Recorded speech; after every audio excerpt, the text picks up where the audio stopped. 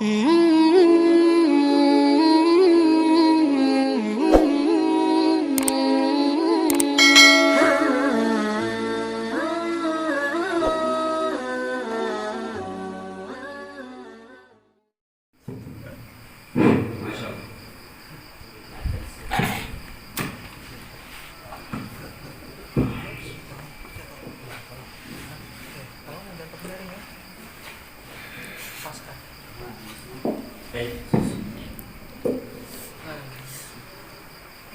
السلاح موجود؟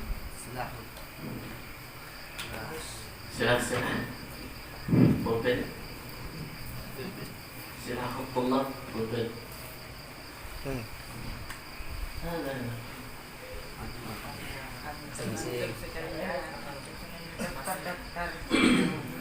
بسم الله الرحمن الرحيم الحمد لله رب العالمين والصلاة والسلام على أشرف الأنبياء والمرسلين سيدنا مولانا محمد وعلى آله وأصحابه أجمعين وبإسنادكم ورضي الله تعالى عنكم من المؤلف رحمه الله تعالى ونفعنا به وبعلمه قال الاقتصار في النفقة نصف المعيشة والتودد إلى الناس نصف العقل وحسن السؤال نصف العلم رواه البيهقي وغيره وهو حسن في الأخلاق.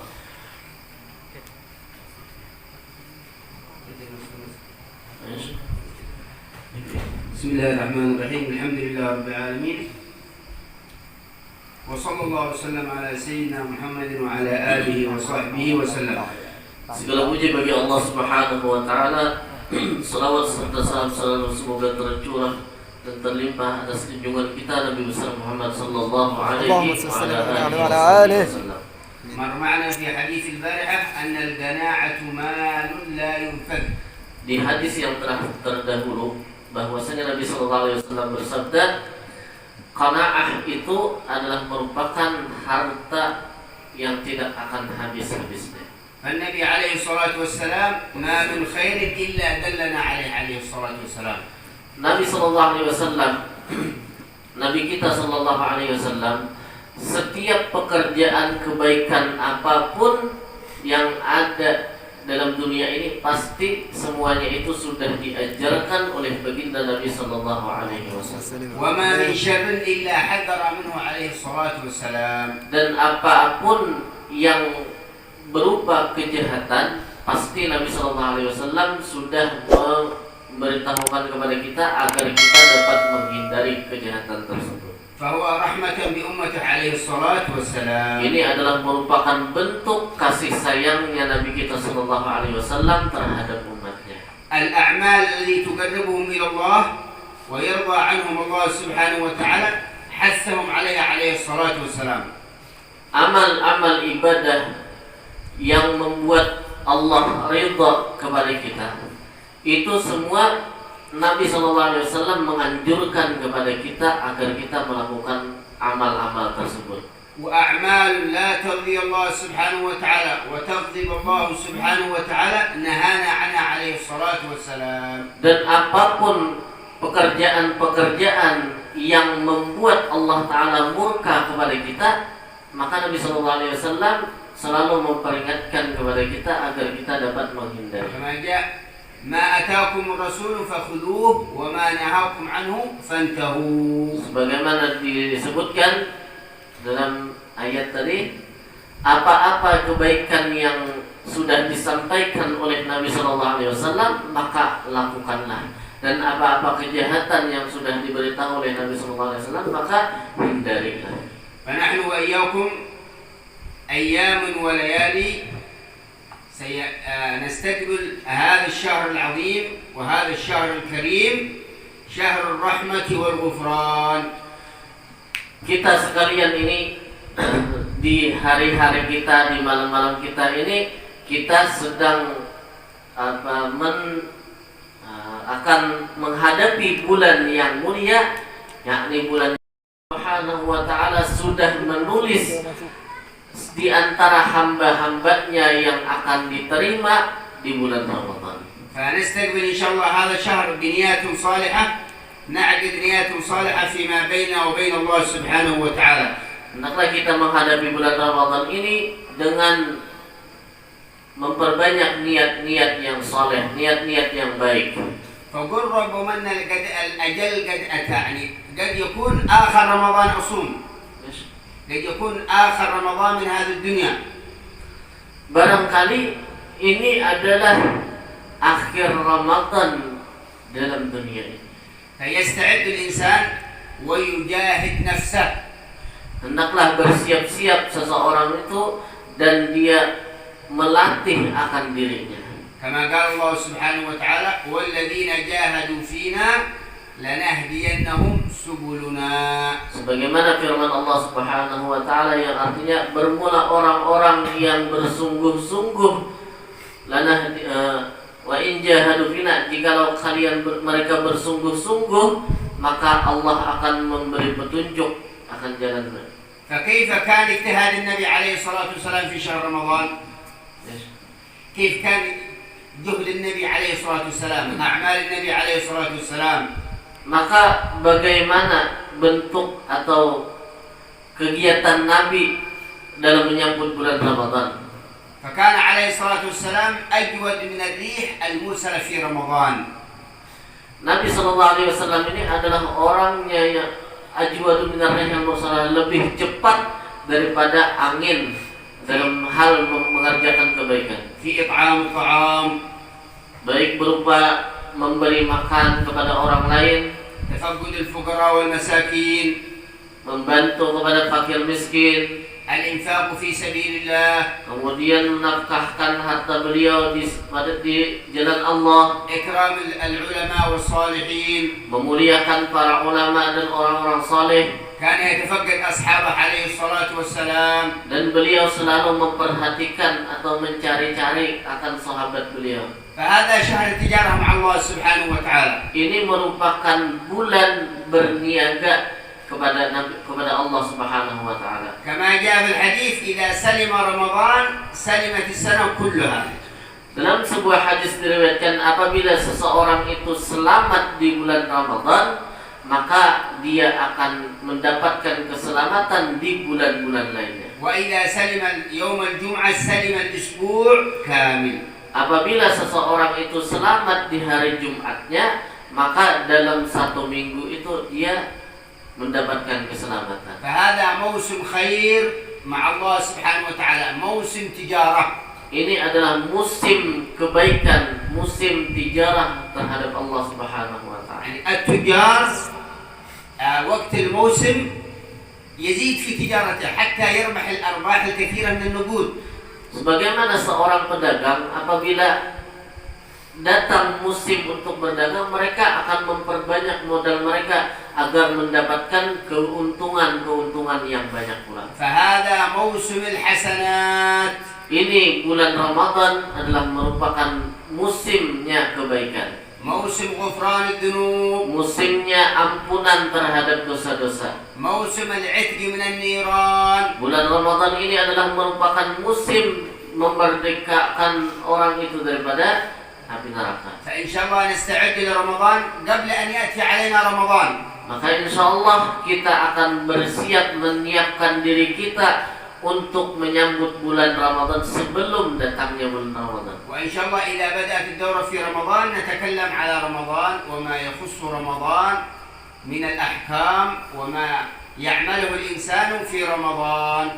Insya Allah nanti kalaunya jadi kita daurah di bulan Ramadan, kita akan membicarakan tentang keutamaan Ramadan dan hal-hal yang berkaitan dengan Ramadan, yakni hukum-hukumnya dan lain sebagainya. فالنبي عليه الصلاة والسلام يتكلم على القناعة. Nabi Shallallahu Alaihi Wasallam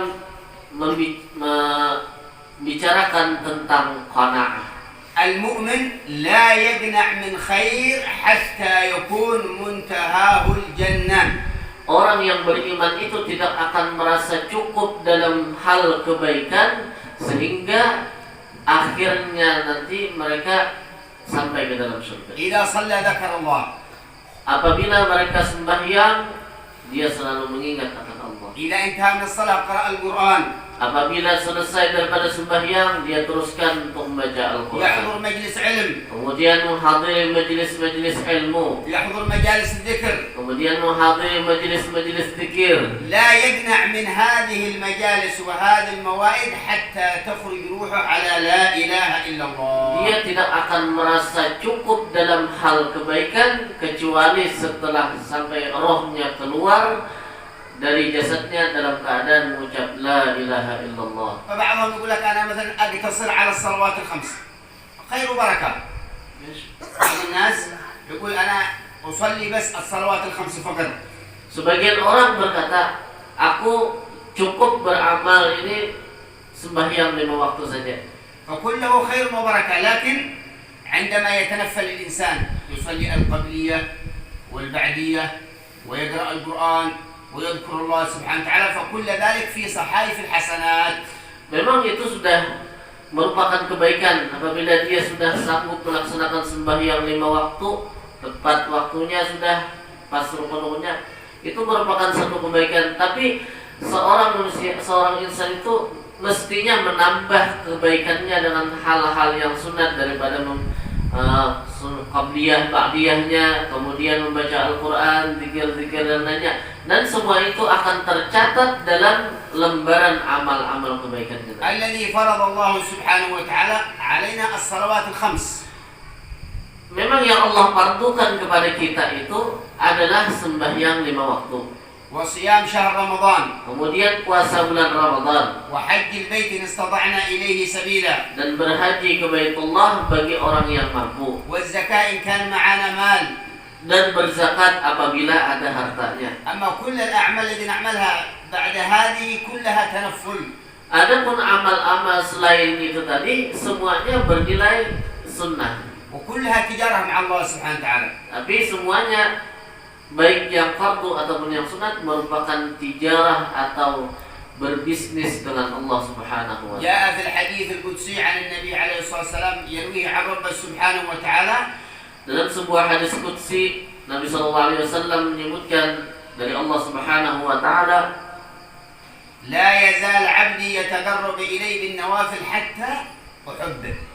Senantiasa seorang hamba itu mendekat kepadaku dengan berbagai ibadah-ibadah yang sunat sampai aku cinta kepada dia. فالنوافل تؤدي الإنسان إلى محبة الله سبحانه وتعالى. Ibadah-ibadah yang sunnah ini membawa seorang hamba itu kepada kecintaan Allah Subhanahu wa taala. وإذا أحبك الله, apabila Allah sudah cinta kepada engkau, ينادي يا جبريل إني أحب فلان فيحبه سيدنا جبريل عليه السلام. maka Allah Subhanahu wa taala berseru kepada Sayyidina Jibril, wahai Jibril, aku mencintai akan hambaku si fulan itu, maka cintailah dia itu. Maka Sayyidina Jibril pun mencintai akan orang tersebut. فينادي الله سبحانه وتعالى يا جبريل نادي في أهل الأرض إني أحب فلان ابن فلان فيحبوه.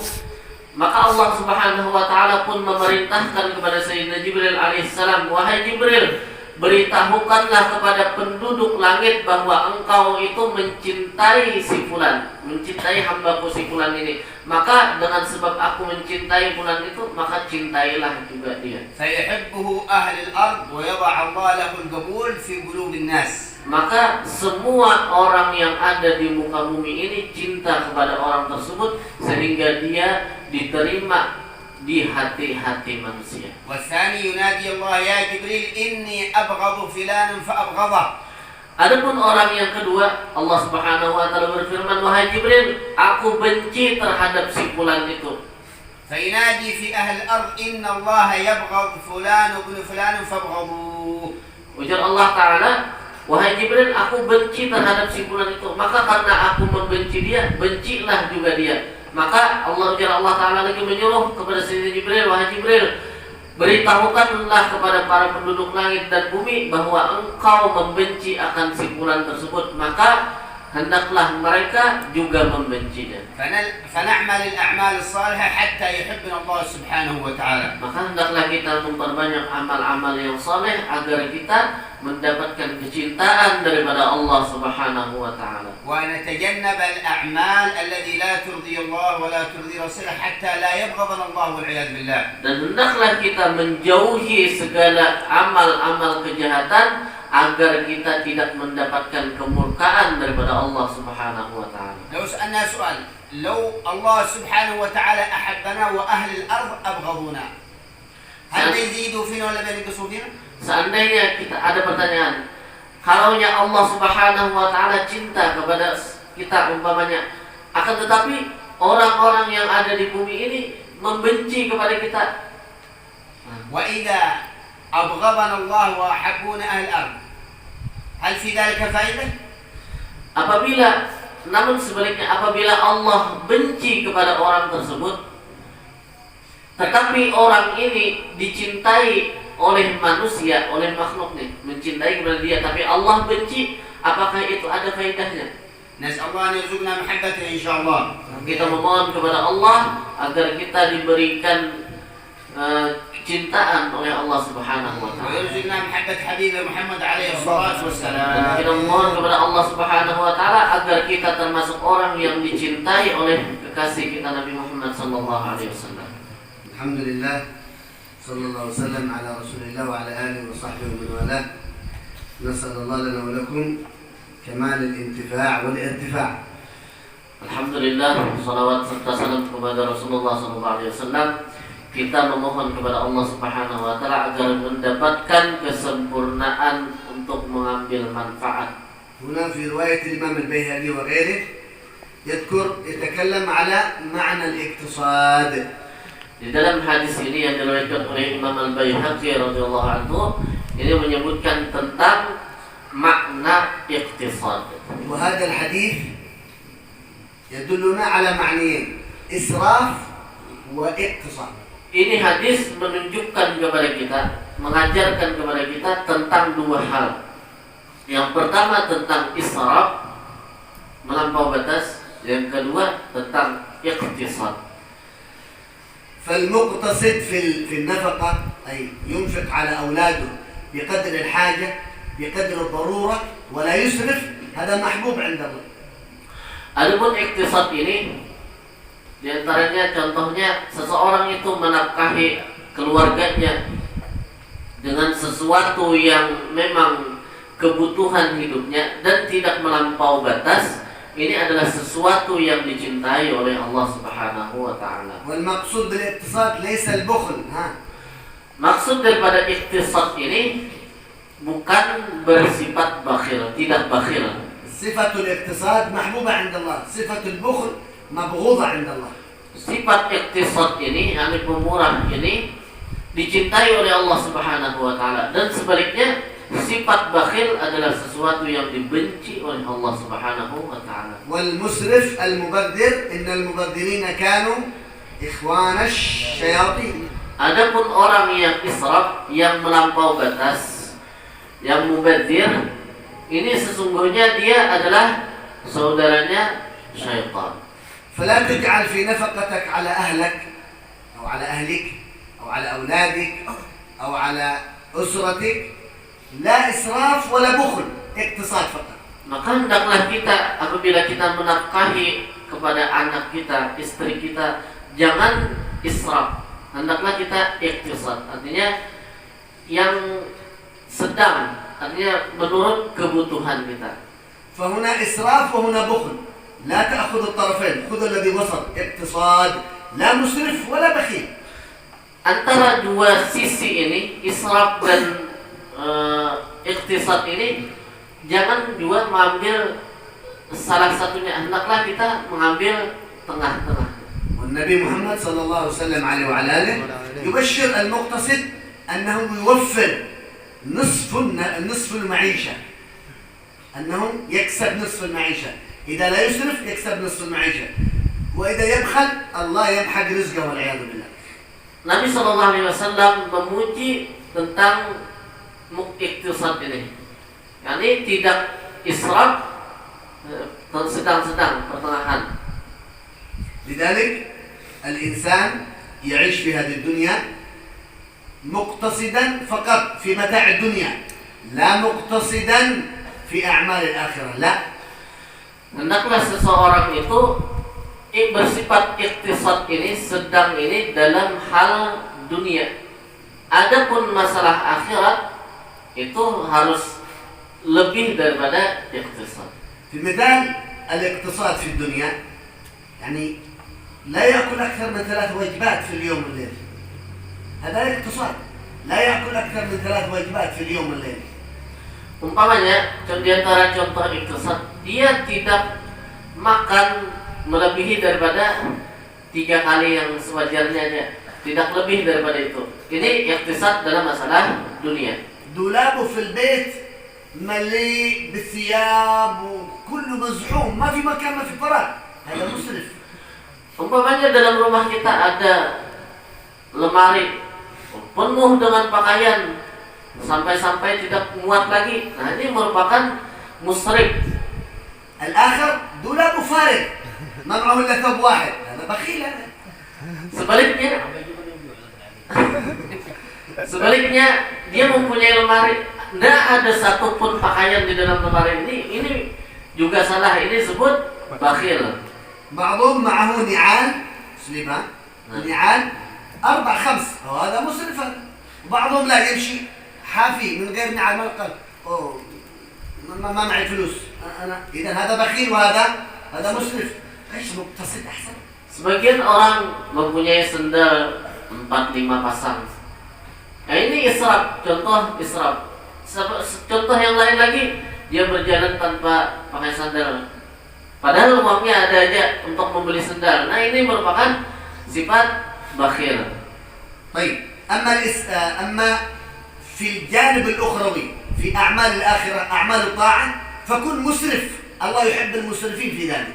Adapun masalah akhirat, amalan akhirat, maka kita disuruh israf, dan Allah Subhanahu wa taala cinta terhadap orang yang memperbanyak dalam urusan akhirat. أكثر من الطاعة، أكثر من الذكر، أكثر من العبادة، كل مسرف. Perbanyaklah daripada ketaatan, perbanyaklah daripada ibadah, perbanyaklah daripada zikir. Ini semua dicintai oleh Allah Subhanahu wa taala. سيدنا النبي صلى الله عليه وسلم أو سيدنا عمر بن الخطاب لا يجمع في سفرته يعني نوعين من الطعام، نوع واحد فقط.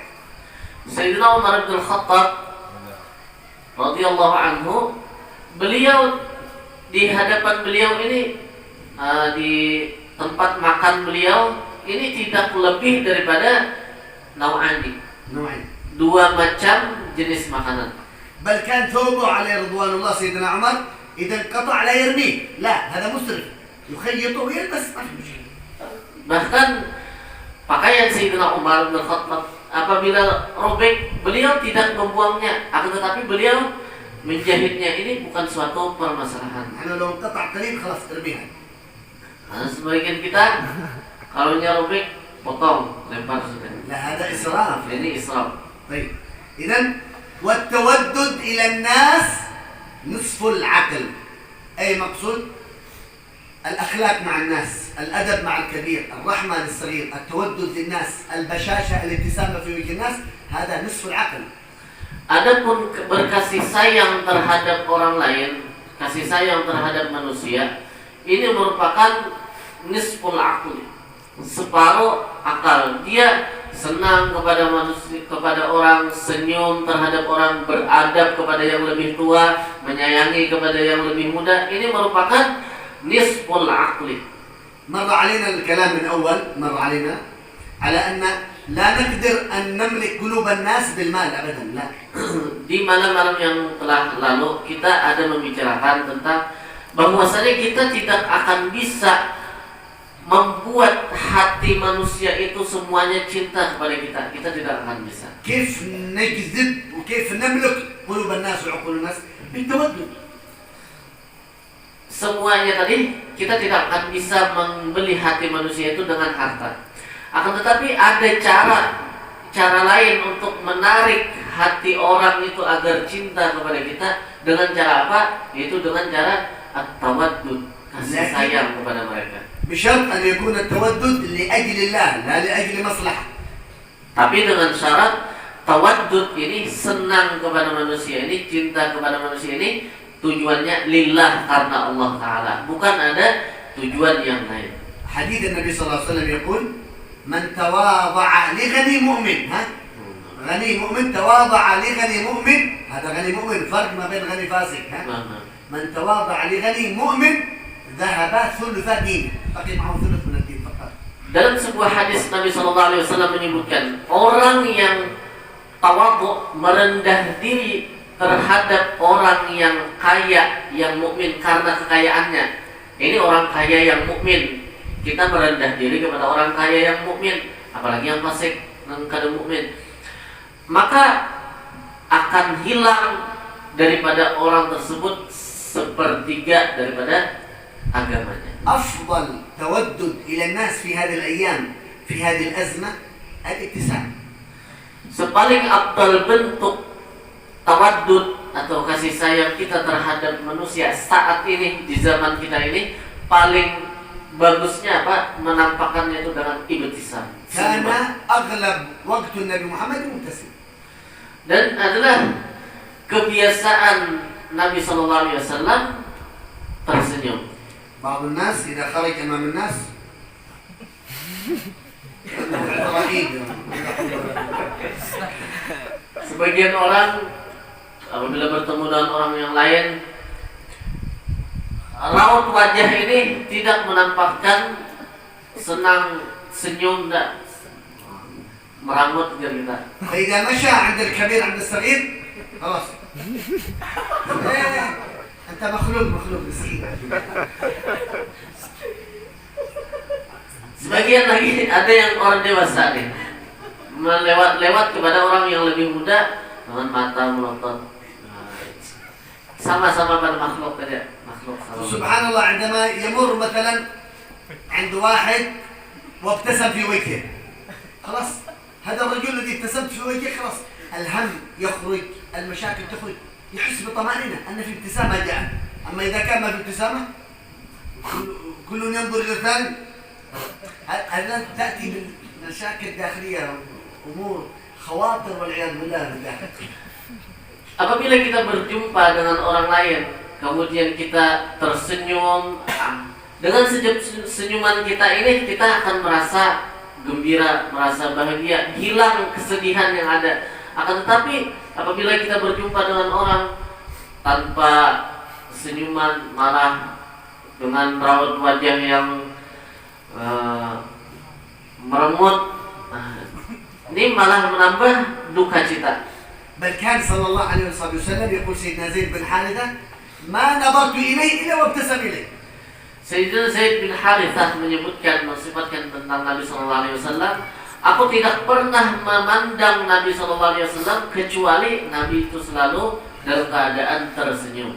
يقول سيدة عائشة قال في ليلة من الليالي ابتسم رسول الله إليه فكأن النجوم تخرج من فمه من حسن وجهه صلى الله عليه وسلم عليه وسلم. Sayyidah Aisyah menyebutkan bahwasanya di suatu malam Nabi SAW tersenyum kepada beliau, maka beliau, Sayyidah Aisyah ini melihat seolah-olah di mulut Nabi SAW itu, di wajah beliau memancar cahaya.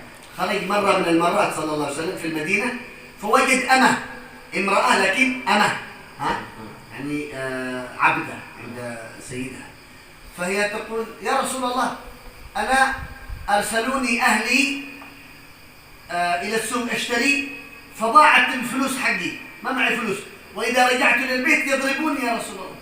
Ada seorang perempuan, budak perempuan, صغيرة. nah, budak perempuan yang kecil bertemu berpapasan dengan Nabi SAW di jalan.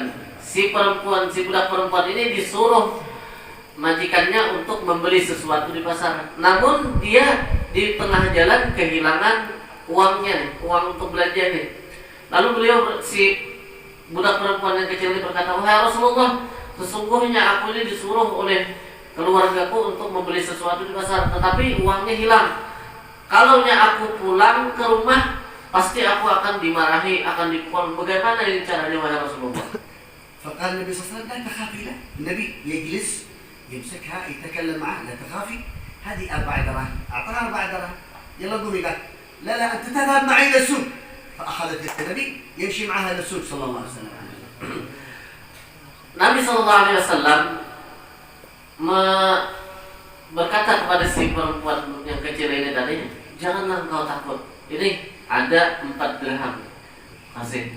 Dan Nabi tidak hanya sekedar mengasihi aja lalu lantas menyuruh pergi sana kamu beli sesuatu di pasar. Tidak, Nabi malah membawanya ke pasar, bersama dengan Nabi Shallallahu Alaihi Wasallam. فذهب النبي واشترى لها الأغراض حق البيت كله وحملها، هو الذي يحمل الأغراض صلى الله عليه وسلم. Dan ketika sudah sampai di pasar, membeli si budak perempuan tadi membeli keperluannya, sudah selesai, apa yang dilakukan Nabi? Nabi sendiri yang memikulkan, yang membawakan belanjaannya ini. يقول لها أين البيت يا بنتي؟ أين البيت؟ قال هناك يا رسول الله في الأمام. Nabi Shallallahu Alaihi Wasallam bertanya, wahai si anak perempuan, di mana rumahmu nih? فمشى صلى الله عليه وسلم معها إلى طرف هناك بعيد. Maka ujar si perempuan tadi, di sana wahai Rasulullah, jauh di sana. Maka Nabi Shallallahu Alaihi Wasallam mau berjalan bersama budak perempuan tadi mengantar barang keperluannya ini ke rumah si budak perempuan tadi. فقال أين البيت؟ لما وصل إلى بعيد قالت يا رسول الله نسيت أين البيت، نرجع إلى الأول، نرجع إلى هناك يا رسول الله. Sudah jauh di perjalanan, maka Nabi bertanya lagi, wahai perempuan di mana? Wahai anak perempuan di mana rumahmu nih? Maka si anak perempuan tadi berkata, wahai Rasulullah, aku lupa di mana rumah nih. Kita kembali ke tempat pertama tadi. Kita kembali dulu ke sana. له نحن بيقول هيا خلاص يلا خلاص أنا أعطيتك الفلوس يلا خلاص. لا النبي قال يلا رجع صلى الله عليه وسلم معها إلى هناك. Kalau kita diperlakukan sudah jalan aja sendiri. Tapi Nabi tidak. Ayo sudah kita balik lagi ke tempat yang pertama tadi. فلما رجع إلى هناك قال أين البيت يا بنت؟ مشيت معه قالت يا رسول الله هذا البيت. Ketika sudah sampai di tempat yang pertama tadi, lalu Nabi bertanya lagi, di mana rumahmu wahai anak perempuan? Maka si anak perempuan tadi berkata, di sana wahai Rasulullah. فقالت قال لها خلاص اذهبي إلى البيت. قالت لا يا رسول الله أنت تأتي معي، هم يضربوني لأني تأخرت عليه. Ujar Nabi Shallallahu Alaihi Wasallam, ya sudah, kalau kamu sudah tahu di mana rumahmu, dah pulang sana. Lalu si anak perempuan tadi berkata, wahai Rasulullah, aku tidak berani pulang sendirian. Engkau mesti ikut bersamaku. Kalau aku sendirian nanti ke rumah, aku takut dimarahi karena ini sudah terlambat. قال هذا بيتي. Maka Nabi pun menjawab, ayo sudah. فمشى إلى البيت صلى الله عليه وسلم. Kemudian Nabi Shallallahu Alaihi Wasallam pun mengikuti si anak perempuan tadi ke rumahnya. فقال النبي السلام عليكم ورحمة الله يا أهل البيت. Kemudian Nabi Shallallahu Alaihi Wasallam ketika sampai ke rumahnya si perempuan tadi, Nabi mengucapkan salam. ما ردوا السلام. سمعوا لكن ما ردوا السلام. Tapi mereka yang ada di rumah ini mendengar akan salam Nabi, tapi mereka tidak menjawab akan salam. النبي السلام عليكم ورحمة الله يا أهل الدار. Kemudian Nabi mengucapkan salam lagi, Assalamualaikum wahai penghuni rumah. ما ردوا. أعاد مرة ثالثة السلام عليكم يا أهل الدار. Kemudian ketika memberi salam yang kedua kalinya, si pemilik rumah tidak juga menjawab. Kemudian Nabi memberi salam lagi untuk ketiga kalinya. الثالثة قال وعليكم السلام ورحمة الله يا رسول الله. Kemudian di kali yang ketiga ini mereka menjawab, Waalaikumsalam ya Rasulullah. دخل صلى الله عليه وسلم إلى البيت. Kemudian Nabi Shallallahu Alaihi Wasallam pun masuk ke rumah itu tadi. قال أنا جئت مع هذه الأمة لأنها تأخرت عليكم وخايف أن تضربوها. Ujar Nabi Shallallahu Alaihi Wasallam, aku ikut si anak perempuan ini, mengantarkan anak perempuan ini ke rumah sini karena anak perempuan ini takut kalau nanti dipukul karena dia terlambat datang. فقال صاحب البيت يا رسول أنت تأتي مع هذه الأمة؟ قال نعم.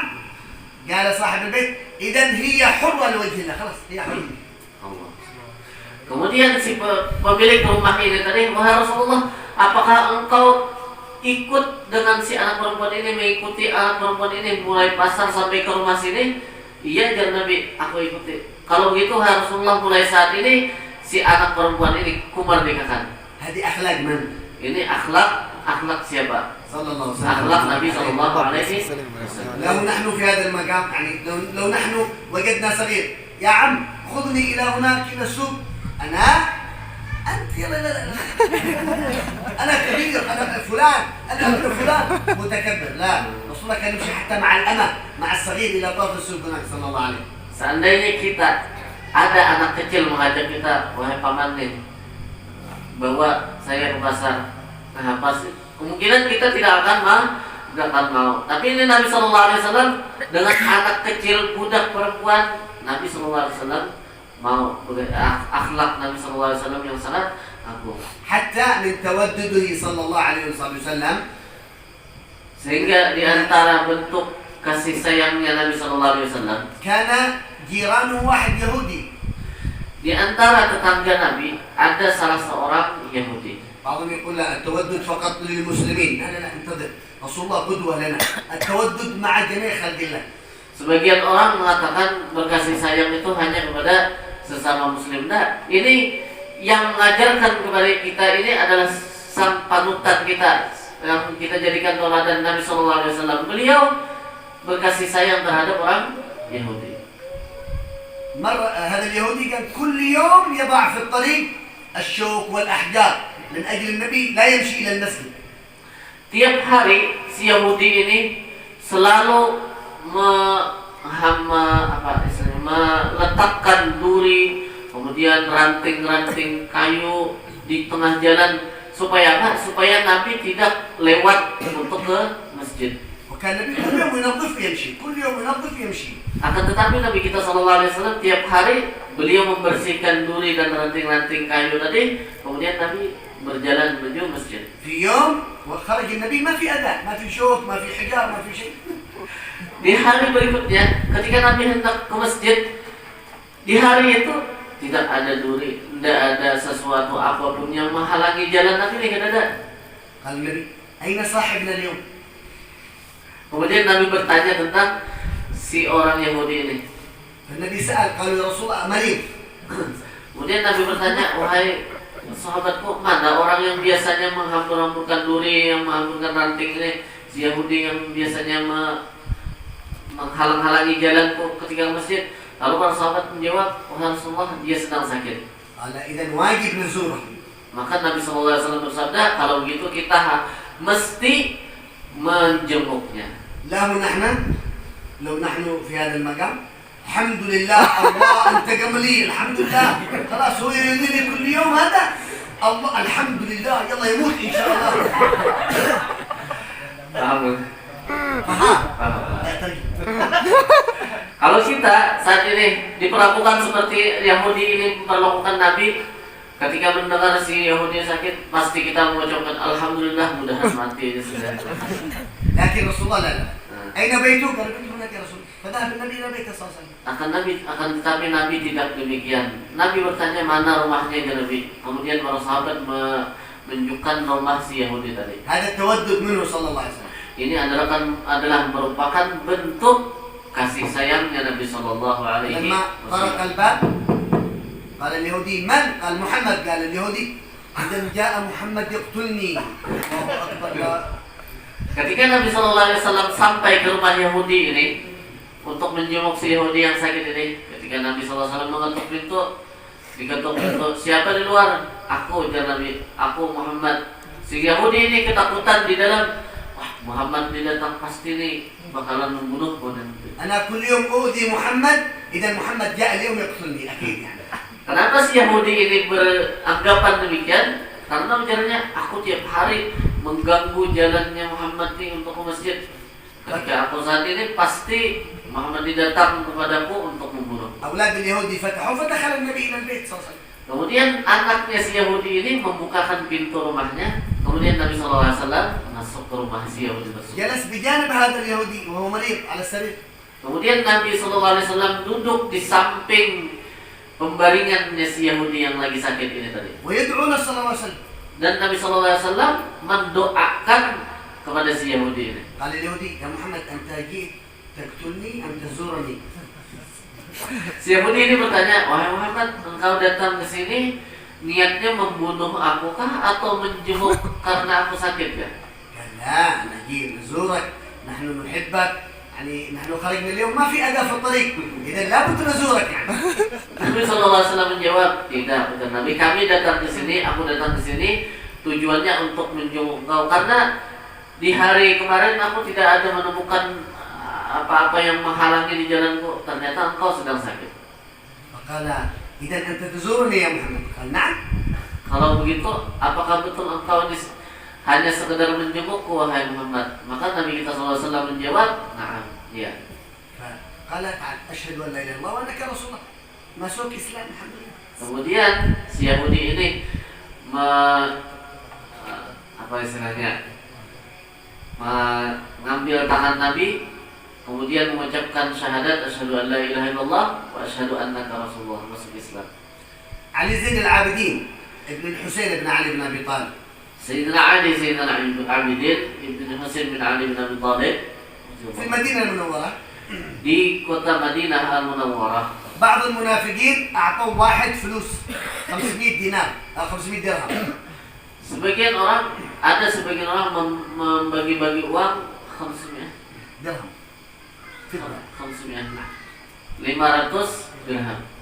فقالوا له هذا الآن بيمر علي زين العابدين أمام الناس، إذا مر سبه والعنه وأتفل في وجهه، تمام؟ هذا 500. يعني إن شاء الله طيب ما دام في فلوس إن شاء الله. Ini si laki-laki ini memberi kepada anak-anak di situ dengan uang 500 dirham tadi kan. Ujar si orang ini, nanti kalau Ali Zainal Abidin lewat di sini, maka ganggu dia, ludahi kah atau diapai kah supaya disakiti maksudnya. مر سيدنا علي زين العابدين. Kemudian tidak berapa lama Sayyidina Ali Zainal Abidin pun lewat. الرجل راح. Kemudian si laki-laki tadi memberi uang tadi, dia pergi. قال إيه أنت زين العابدين؟ قال هم يقولون هكذا. يعني يقول هذا هل أنت زين العابدين؟ قال الناس يقولون زين العابدين.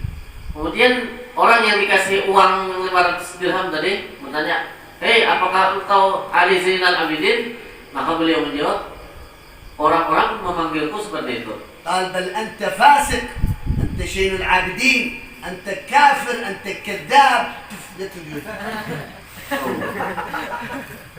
Si orang tadi berkata, "Tidak, engkau adalah orang yang fasik, engkau bukan Zainal Abidin, engkau orang yang fasik, engkau orang pendusta," sambil meludahi ke arah Sayyidina Ali Zainal Abidin. قال له جزاك الله خير، الذي ذكرت كل هذا فيني، أنا فاسق، أنا منافق، أنا جزاك الله خير، استرني، هذه 500 درهم هدية لك، اسكت، لا تفضح لي أمام الناس. Akan tetapi Sayyidina Ali Zainal Abidin apakah marah dengan hal tersebut? Tidak. Sayyidina Ali Zainal Abidin menjawab, "Apa-apa yang telah engkau sebutkan tentang diriku ini, engkau fasik, engkau pendusta dan lain sebagainya, engkau orang jahat, itu memang ada dalam diriku. Terima kasih," ujar beliau, telah menyebutkan keaiban beliau. Kemudian beliau mengeluarkan uang 500 dirham. أخذ الفلوس، قال له أنا سبيتك ولعنتك، أنت كاذب، أنت فاسق، تعطيني فلوس؟ قال نعم هذه هدية جزاك الله خير، ادعوا لنا أن الله يصلحنا، نحن خربانين، نحن فاسقين. احنا إيه هؤلاء الذين قالوا لي أن يسبك، أنت زين العابدين، أنت ابن بنت رسول الله، فهذا يبكي، هذا خلاص تاب إلى الله من النفاق يعني. Kemudian setelah dia menerima uang daripada Sayyidina Ali Zainal Abidin tadi, dia kebingungan. Kenapa engkau nih aku cela, aku sambati macam-macam, engkau fasik, engkau munafik, engkau jahat, tapi engkau malah mengasih aku uang. Maka Sayyidina Ali Zainal Abidin menjawab, "Memang betul aku ini fasik, jahat, dan terima kasih telah menyebutkan keaiban-keaiban ini. Tolong doakan aku, ini 500 dirham sebagai hadiah. Tolong doakan kepadaku agar Allah Subhanahu wa taala memperbaiki keadaan diriku." عرفتم هذا التودد كيف يتودد للناس؟ Kemudian ketika itu si yang mencela Sayyidina Ali Zainal Abidin tadi melihat kejadian itu, dia bertobat kepada Allah Subhanahu wa taala. Bagaimana bentuk kecintaan cucunya Rasulullah SAW. لو أحد أمام طلابك أو أمام أصحابك قال لك إيه يا فاسق أنا فاسق أنت فاسق وأنت تقول لي أنا فاسق. Seandainya kita dikata-katai seperti itu, pasti membalas lah. من أنواع التواضع الكذب، أنواع التواضع الكذب Di antara jenis tawadhu yang dusta, شيخ من المربين جالس في المحراب، شيخ مربي جالس في المحراب، ada seorang syekh murabbi duduk di mihrab. فكان ينبه طلابه يقوموا يتكلموا ينصح بنصيحة. Kemudian si syekh murabbi ini menasihati kepada para tulab, para هذا يقوم ينصح 5 دقائق، هذا 5 دقائق، يتناصحون. Di antara sebagian santri ini, sebagian penuntut ilmu ini datang kepada syekh murabbi ini minta nasihat, ada yang beberapa menit, saling bergantian nih. قام أحد المريدين يتكلم، قام واحد من المريدين يتكلم فقال أخوكم أنا فقير، أنا فاسق، أنا كذاب، أنا منافق، أنا يسب نفسه، أنا أخوكم الفقير، أنا يعني تواضع كذب يعني. فجلس خلاص يجلس. Kemudian datang seseorang di antara yang hadir ini, di antara tulab, tapi dia nih tawadhu, tapi tawadhunya dusta. Dia menghadap syekh murabbi ini tadi, wahai syekh, aku ini orang yang fasik, aku ini orang jahat, dan lain sebagainya. Dia mencela akan dirinya, mencela dirinya sendiri, tapi seolah-olah dia tawadhu yang dusta. فلما خرجوا الطلاب من المجلس انتهى المجلس إلى خارج. Manakala para santri-santri yang lain keluar daripada majelis ilmu tersebut, بعض الطلاب يقول له يا فاسق يا كذاب، أنا فاسق، أنا كذاب. قال أيوة أنت تقول أنا كذاب. لا أنا هذا أمام الشيخ فقط، أمام الشيخ فقط. ketika santri-santri yang lain ini memanggil si yang satu tadi, wahai fasik, wahai kadzab, lalu dia langsung marah. Kenapa kalian menyebut aku fasik? Kenapa menyebut aku pendusta? Ujar anak santri yang lain, kamu kan seperti itu tadi berkata di hadapan guru bahwasanya engkau ini orang fasik, orang pendusta. Itu sekedar di hadapan guru aja ujarannya tadi. لذلك التودد فيما بيننا البين، الكبير يتودد بالصغير، الصغير يتودد بالكبير، ابتسامة، سؤال كيف حالك، كيف أنت بخير، هذا تودد. عندما تسأل على الناس على أحوالهم، هذا نوع من التودد يحبه الله. Bentuk tawadud, bentuk kasih sayang itu diantaranya adalah orang yang lebih tua menyapa kepada yang lebih muda, bertanya tentang bagaimana kabar. Nah, ini tawadud yang dicintai oleh Allah Subhanahu wa taala. غدا إن شاء الله نتكلم على حسن السؤال نصف العلم. Besok insyaallah kita akan membicarakan tentang makna hadis, bagusnya pertanyaan itu adalah termasuk daripada separuh ilmu insyaallah. هذا سؤال؟ تفضل. شخص من المسلمين لا يجوز يؤتي الكفار بالسلام. هل رسول الله يؤمرنا بهذا الأمر؟ السلام على الكافر. نعم. هل يجوز ولا ما يجوز؟ السلام يجوز ما في مشكلة، لكن كان اليهود يقولوا السلام عليكم. السلام عليكم. السلام، لكن أنتم ما في مشكلة. السلام عليكم. إذا سلمت على الكافر ممكن الله يقذف في قلبه الرحمة يسلم. السلام على الناس كلها ما في مشكلة. لا يجوز. يجوز. يجوز. يجوز ما في مشكلة.